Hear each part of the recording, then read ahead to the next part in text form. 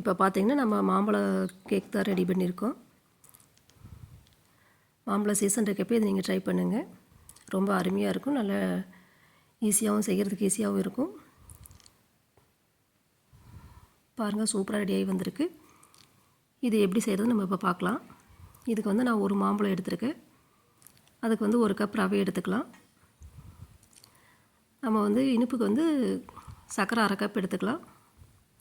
கொஞ்சம் இனிப்பு நல்லா அதிகமாக வேணும்னா 3/4 கப் எடுத்துக்கங்க, இல்லைன்னா 1/2 கப்பே போதுமானது. இப்போ ரவையும் சர்க்கரையும் நல்லா அரைச்சிட்டு அதுக்கப்புறம் மாம்பழத்தை இந்த மாதிரி சின்ன சின்ன துண்டாக எடுத்து கட் பண்ணி நம்ம அதே மிக்சியில் அரைச்சிக்கலாம். இப்போ மாம்பழத்தை அரைச்சிட்டு நம்ம வந்து அரைச்சி வச்சுருக்க ரவையில் நம்ம சேர்த்துக்கலாம். இப்போ இது எல்லாத்தையும் நல்லா மிக்ஸ் பண்ணிக்கலாம். நம்ம வந்து பால் வந்து ஒரு 1/2 கப் நம்ம சேர்த்துக்கலாம். திரும்பவும் ரவை ஒரு 1/2 மணி நேரம் ஊற வச்சதுக்கப்புறம் நம்ம தேவைப்பட்டால் மறுபடியும் கொஞ்சம் பால் சேர்த்துக்கலாம். இதையும் நல்லா கலந்துட்டு நம்ம வந்து சன்ஃப்ளவர் ஆயில் கொஞ்சம் ஒரு 1/4 கப் நம்ம சேர்த்துக்கலாம். நம்ம எல்லாமே வந்து இந்த கப்போட அளவுகளில் தான் நம்ம எடுத்துருக்குறோம். மாம்பழம் பார்த்திங்கன்னா நம்ம வந்து இந்த கப்பில் 1 கப் வந்துச்சு. நம்ம வந்து பேக்கிங் சோடா உப்பும் சும்மா ஒரு 1/2 டீஸ்பூன் நம்ம சேர்த்துக்கலாம்.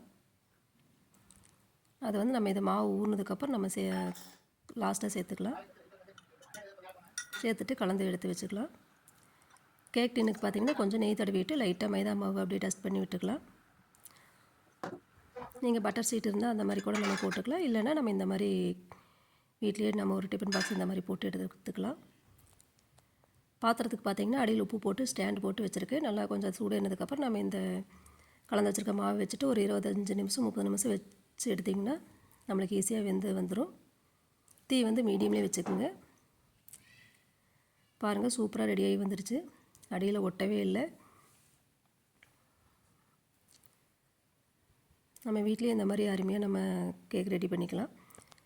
இது பார்த்திங்கன்னா நம்மளுக்கு வந்து வேறு எதுவும் நம்ம சேர்க்க தேவையில்லை. இந்த மாம்பழ ஃப்ளேவரோடவே நல்லாயிருக்கும். நம்ம சேனல்லே வந்து ஃப்ரூட் கேக்கு, கப் கேக்கு நம்ம வீட்லேயே ஈஸியாக எப்படி செய்கிறதுன்னு, அதுவும் அவன் இல்லாமல் நம்ம இந்த மாதிரி குக்கரு பாத்திரத்துலேயே வச்சு செய்கிற மாதிரியான ரெசிபிஸ் நிறையா இருக்குது. அதோட லிங்க்லாம் நான் கீழே கொடுக்குறேன். எல்லாம் ட்ரை பண்ணுங்கள். சிம்பிளாகவும் இருக்கும், அதே சமயம் சாப்பிட்றதுக்கு பாருங்கள் டேஸ்ட்டாகவும் இருக்கும். பாருங்கள், நம்மளுக்கு அருமையாக ஒட்டாமல் சூப்பராக வந்திருக்கு.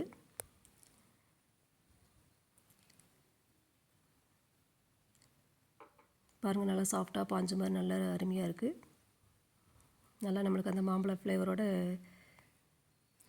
நல்லாயிருக்கும். நம்ம சேனல் சப்ஸ்கிரைப் பண்ணாமல் இருந்தால் பண்ணிக்கோங்க. தேங்க்யூ.